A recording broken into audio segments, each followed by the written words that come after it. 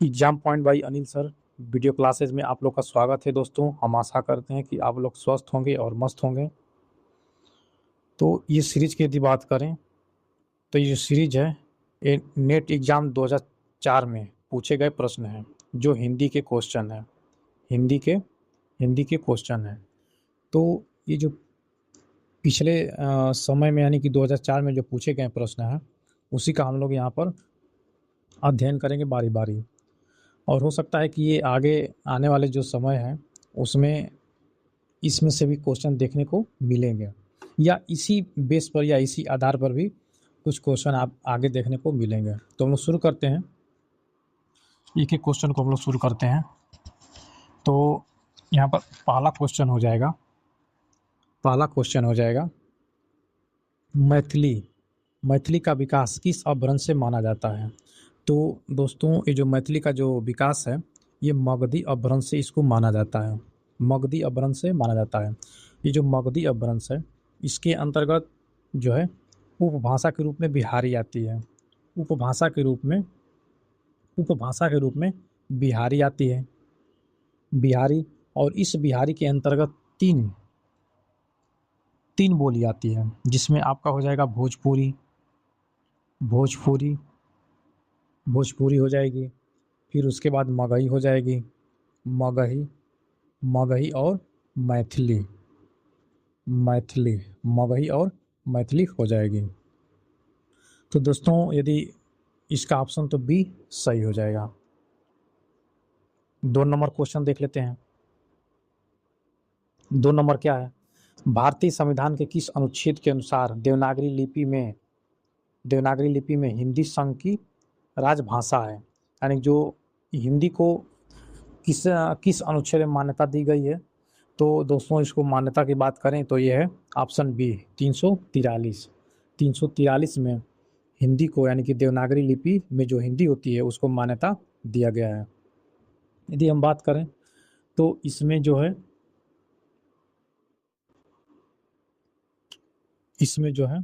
343 से 351 तक जो अनुच्छेद हैं इसमें हिंदी की बात की गई है।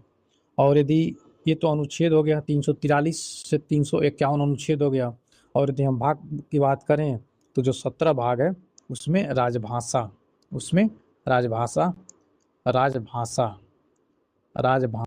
की चर्चा की गई है। अगला क्वेश्चन देखते हैं। अगला क्वेश्चन हो जाएगा आपका दक्षिण भारत हिंदी प्रचार सभा मद्रास, जो मद्रास में है, की स्थापना किसने की थी? तो दोस्तों, इसकी यदि स्थापना की बात करें तो महात्मा गांधी जी ने की थी, और इनके साथ एक और थी एनी बेसेंट जी थी। यानी कि दो लोग मिलकर जो है, एक महात्मा गांधी और एक एनी बेसेंट जो है इसकी स्थापना किए थे। जो यदि हम सन की बात करें तो 1918 में 1918 में इसकी स्थापना की गई थी। मद्रास यानी कि इसको हम चेन्नई बोलते हैं। अब इस समय चेन्नई बोला जाता है, चेन्नई जो तमिलनाडु में पड़ता है, तो क्वेश्चन नंबर 3 का जो है ऑप्शन बी आपका सही हो जाएगा। यानी कि दक्षिण भारत हिंदी प्रचार सभा मद्रास की स्थापना किसने की थी? तो महात्मा गांधी जी और एनी बेसेंट ने की थी। क्वेश्चन नंबर 4 देख लेते हैं। क्वेश्चन नंबर क्या कह रहा है? इनमें से कौन सी बोली पश्चिमी हिंदी की नहीं है?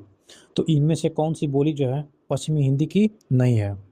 तो दोस्तों, यदि ब्रज भाषा की बात करें तो ये पश्चिमी हिंदी के अंतर्गत आती है। कन्नौजी की बात करें तो ये भी है। बुंदेली की बात करें तो ये भी जो है पश्चिमी हिंदी के ही अंतर्गत ये बोली आती है। जो बघेली है ये जो है पश्चिमी हिंदी के अंतर्गत नहीं आती है, बल्कि ये जो है बघेली जो है पूर्वी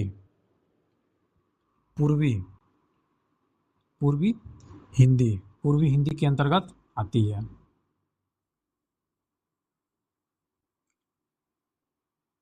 पूर्वी हिंदी के अंतर्गत आती है। और यदि अपभ्रंश की बात करें, यदि अपभ्रंश की बात करें तो ये जो है अपभ्रंश की बात करें तो अर्धमगधी,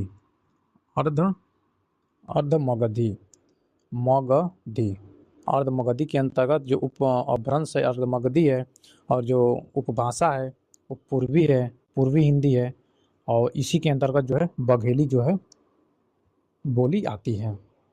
तो क्वेश्चन नंबर 4 का जो है, बाकी तो ये जो है पश्चिमी हिंदी के अंतर्गत ही आते हैं, तो इसलिए यह गलत हो जाएगा। कौन नहीं आता है? तो ऑप्शन डी आपका सही हो जाएगा, यानी पश्चिमी हिंदी के अंतर्गत बघेली नहीं आती है। अब बात कर लेते हैं कि पश्चिमी जो हिंदी है, पश्चिमी हिंदी जो है इसके अंतर्गत कौन कौन सी बोली आती हैं। तो यदि प्रथम की बात करें तो खड़ी बोली हो जाएगी। प्रथम की बात करें तो खड़ी बोली, प्रथम की बात करें तो खड़ी बोली, जिसको कौरवी भी बोलते हैं।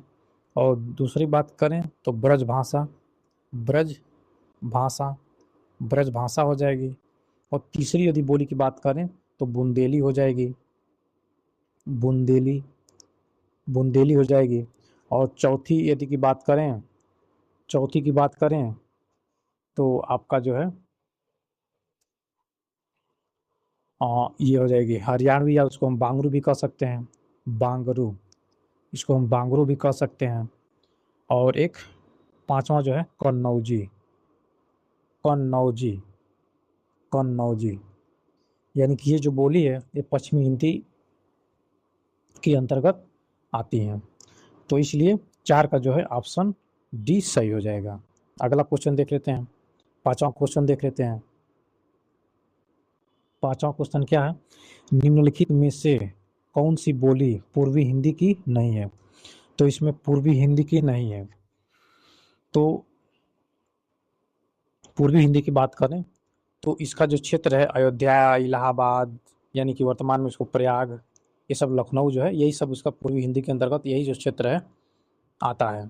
तो इसमें जो अवधि है, अवधि आपकी जो पूर्वी हिंदी के ही अंतर्गत आती है, बघेली भी आती है और छत्तीसगढ़ी भी आती है। और जो मलावी है ये राजस्थानी हिंदी के अंतर्गत आती है। तो इसलिए यहाँ पर नहीं की बात करना है तो अवधि पूर्वी हिंदी के ही अंतर्गत आती है, बघेली भी आती है, छत्तीसगढ़ी भी आती है। और जो मालवी है, ये जो मालवी है ये राजस्थानी के अंतर्गत आती है, इसलिए यही ऑप्शन सही हो जाएगा। तो क्वेश्चन नंबर 5 का डी ऑप्शन सही हो जाएगा। अगला क्वेश्चन देख लेते हैं।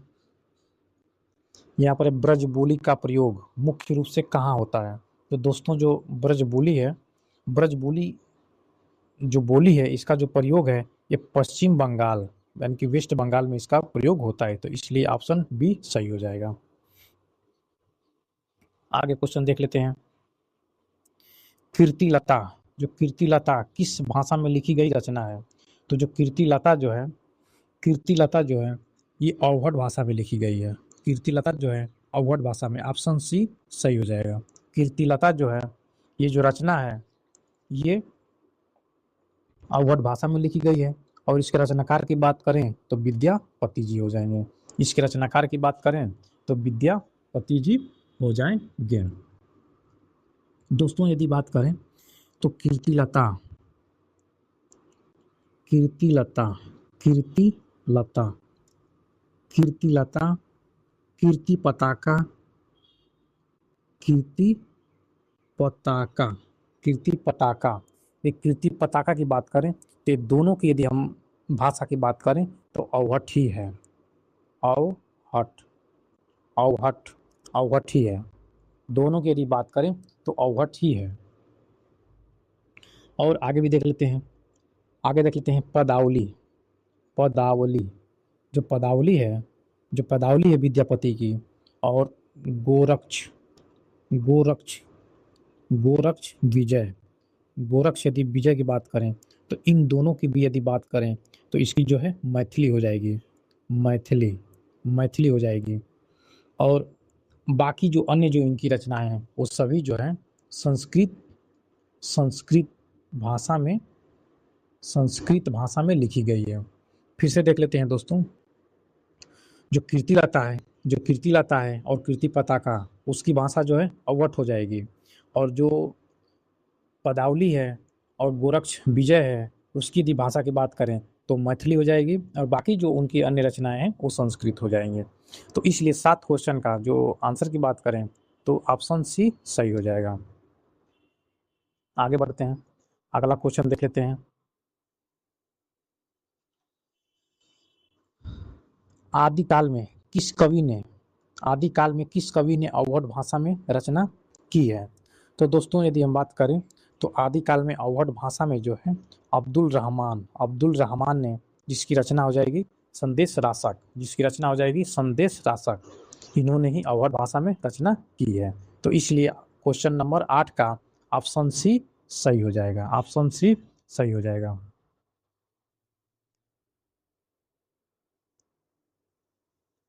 अगला क्वेश्चन देख लेते हैं 9 नंबर।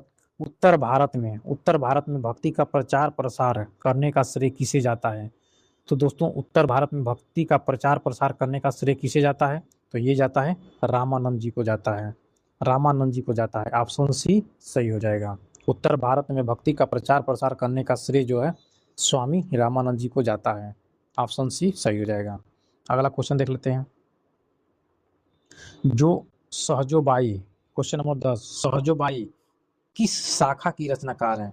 तो दोस्तों यदि बात करें तो जो सहजोबाई हैं ये जो है ज्ञानाश्रय, जो कृष्ण भक्ति शाखा के अंतर्गत जो आता है, कह सकते हैं निर्गुण के अंतर्गत जो है, जो ज्ञानाश्रय शाखा है उसी की ये प्रमुख रचनाकार थी, उसी के अंतर्गत ये रचनाकार थी। कौन? सहजोबाई। तो ऑप्शन ए आपका सही हो जाएगा।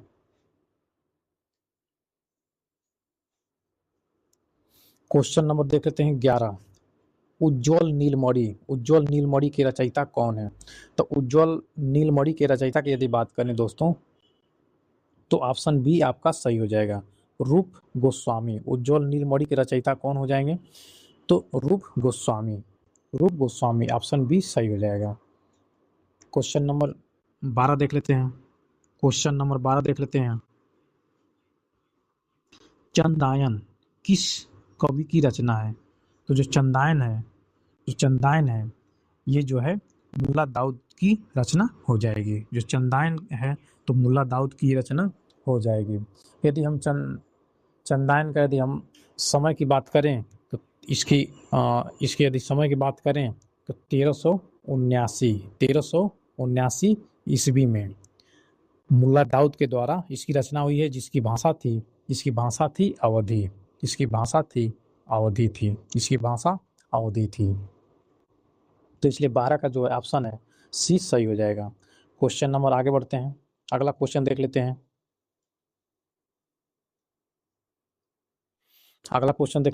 हिंदी भाषा के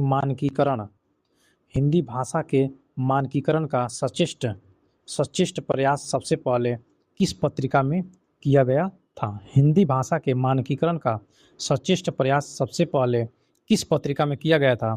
तो दोस्तों यदि इसकी बात करें तो ऑप्शन ए सरस्वती पत्रिका में, ऑप्शन ए आपका सही हो जाएगा, सरस्वती पत्रिका, ऑप्शन ए सही हो जाएगा। क्वेश्चन नंबर आगे बढ़ते हैं, अगला क्वेश्चन देख लेते हैं। तो क्वेश्चन नंबर 14 देख लेते हैं। कल्पना पत्रिका का प्रकाशन किस नगर से होता था? तो कल्पना पत्रिका का प्रकाशन जो है किस नगर से होता था? तो इसका जो प्रकाशन है हैदराबाद से होता था। तो ऑप्शन सी आपका सही हो जाएगा, हैदराबाद से।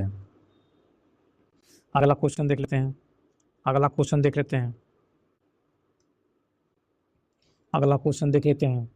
तो 15 नंबर देख लेते हैं।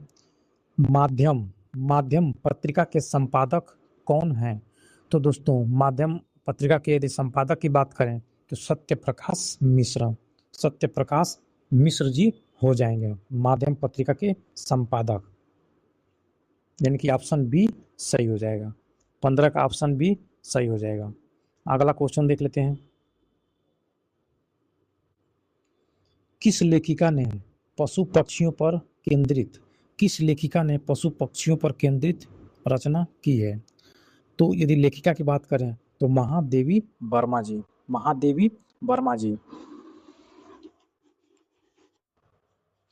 महादेवी वर्मा जी। तो यदि बात करें तो इन्होंने पशु पक्षी पर आधारित मतलब पशु पक्षियों पर केंद्रित रचना की है। कौन? महादेवी वर्मा ने। अब यदि हम रचना की बात करें तो मेरा परिवार, मेरा परिवार, मेरा परिवार, ये जो रचना है ये महादेवी वर्मा जी की है। और इस सन की बात करें तो 1972 में इसकी रचना हुई थी और इसी में जो है पशु पक्षियों की चर्चा की गई है। तो आगे बढ़ते हैं, अगला क्वेश्चन देख लेते हैं। बृहत्सत्सई की विषय वस्तु क्या है? तो दोस्तों यदि बृहत्सत्सई की यदि बात करें कि इसमें विषय वस्तु क्या समाहित की गई है, तो इसमें जो है ये नीतिपरक रचना है। जो ये है नीतिपरक रचना है जिसमें लगभग 700 दोहे इसमें वर्णित किए गए हैं, यानी कि इसमें हैं लगभग 700 दोहे इसमें हैं। तो बृहत्सत्सई की विषय वस्तु क्या है? तो दोस्तों ये नीतिपरक है, ये नीतिपरक रचना है जिसमें 700 दोहे मौजूद हैं। तो आगे बढ़ते हैं, अगला क्वेश्चन देख लेते हैं। 18 नंबर देख लेते हैं।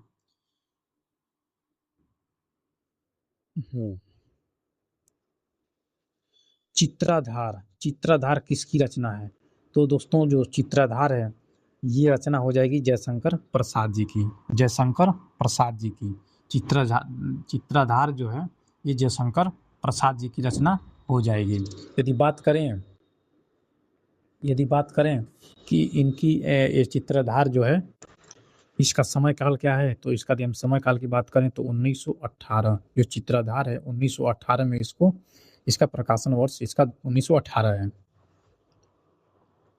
और इनकी यदि अन्य रचनाओं की बात करें तो इनकी अन्य रचनाएं उर्वशी 1909, वन मिलन 1909, प्रेम राज्य 1909, अयोध्या का उद्धार 1910, ये सभी इनकी रचनाएं हैं जयशंकर प्रसाद की।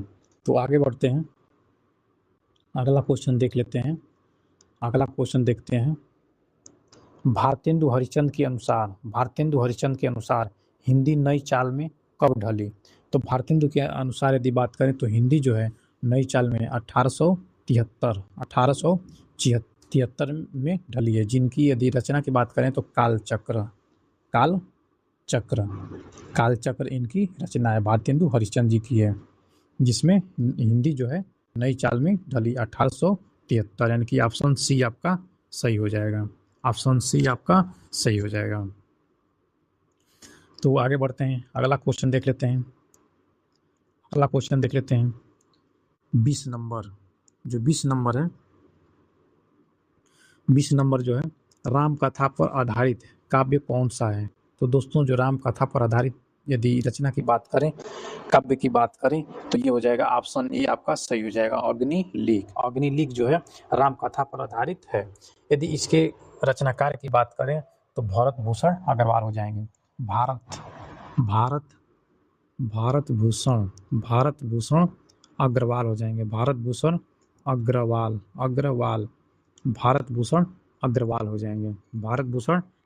हो जाएंगे। तो अगला क्वेश्चन देख लेते हैं, क्वेश्चन नंबर 21। सेठ बाकेलाल किसकी रचना है? तो दोस्तों ये जो सेठ बाकेलाल जो रचना है ये अमृतलाल नागर की हो जाएगी। अमृतलाल नागर, ऑप्शन डी सही हो जाएगा, अमृतलाल नागर की हो जाएगी। यदि इनकी अन्य रचना की बात करें तो महाकाल हो जाएगी 1947, सेठ बाकेलाल 1955, बुध और समुद्र 1956, शतरंज के मोहरे 1959, ये सभी इनकी रचनाएं हैं। नाचो बहुत गोपाल ये भी अमृतलाल नागर की ही रचना है। तो आगे बढ़ते हैं, अगला क्वेश्चन देख लेते हैं। वारेन हेस्टिन का साड़ कहानी की रचना किसने की है? तो जो वारेन हेस्टिन की जो साड़ है कहानी की रचना किसने किया है? तो दोस्तों यदि बात किया जाए तो ये हो जाएंगे, इसके रचनाकार उदय प्रकाश हो जाएंगे, उदय प्रकाश हो जाएंगे, जो एक कहानी विधा है।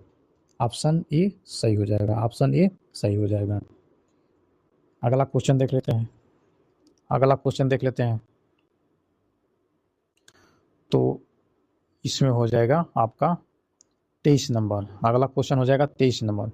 हिंदी नाटकों के मंच में, हिंदी नाटकों के मंच में यक्षगान शैली का प्रयोग किस निर्देशक ने किया है?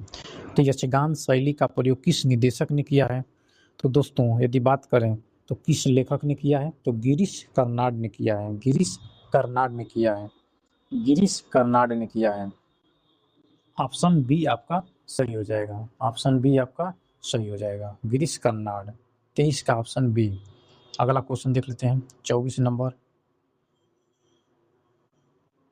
24 नंबर देख लेते हैं। मेरी तेरी उसकी बात उपन्यास के रचनाकार कौन है? तो दोस्तों यदि इसकी हम बात करें तो इसके उपन्यासकार हो जाएंगे यशपाल। ऑप्शन ए आपका सही हो जाएगा, यशपाल, यशपाल, ऑप्शन ए सही हो जाएगा। यदि हम यशपाल की यदि अन्य रचना की बात करें, यदि यशपाल की यदि अन्य रचना की बात करें तो दादा कामरेड, दादा, दादा कामरेड, दादा कामरेड, दादा कामरेड, ये इनके अन्य उपन्यास हैं। दादा कामरेड यदि इस सन की बात करें तो 1941 में हो जाएगा, 1941 में हो जाएगा।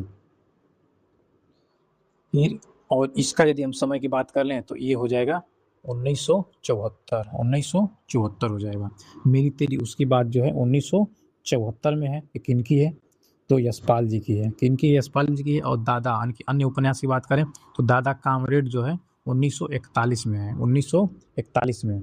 इनका एक और देख लेते हैं, देशद्रोही, देश, देशद्रोही, देशद्रोही, यदि देशद्रोही यदि रचना की बात करें तो इसका यदि समय काल हो जाएगा 1943, 1943। ये भी उपन्यास है और ये भी यशपाल जी की ही है। एक और देख लेते हैं, अगला देख लेते हैं दिव्या। जो दिव्या है, दिव्या, दिव्या की बात करें, दिव्या की बात करें तो इसका यदि समय काल की बात करें तो 1945 के आसपास है दिव्या। ये भी यशपाल जी की ही है। और देख लेते हैं party comrade, party, party comrade, party comrade. तो ये जो पार्टी कामरेड है 1946 में हो जाएगा, 1946 में हो जाएगा। और यदि झूठा सच की बात करें तो झूठा, झूठा, झूठा सच, झूठा सच इन्हीं की रचना है। इसका 2 भागों में प्रकाशन हुआ था। एक हुआ था 1958 में, एक 1958 में हुआ था, 1958 में एक का हुआ था और दूसरे का हुआ था 1960 में हुआ था। तो दोस्तों ये जो है 2024 का 2004 का 2004 के हम कुछ क्वेश्चन लाए थे जिसको हम लोग किए। 25 क्वेश्चन था। बाकी जो और क्वेश्चन है वो अगले सीरीज में उसको हम लाएंगे। और इसी तरह जितने प्रीवियस ईयर के जो क्वेश्चन है वो बारी बारी स्टेप बाय स्टेप हम लोग करेंगे। और उसी प्रीवियस ईयर क्वेश्चन करने से यही मतलब एक तरह से जानकारी प्राप्त होती है कि जो आने वाले भविष्य में किस प्रकार के क्वेश्चन बनते हैं और किस तरह से अपने को तैयारी करनी होगी। तो उस आधार पर तैयारी की जाती है। तो हम आशा करते हैं दोस्तों कि ये जो क्वेश्चन हम लोग किए ये आप लोग को अच्छा लगा होगा। तो यहीं पर हम लोग क्लास को समाप्त करते हैं। धन्यवाद।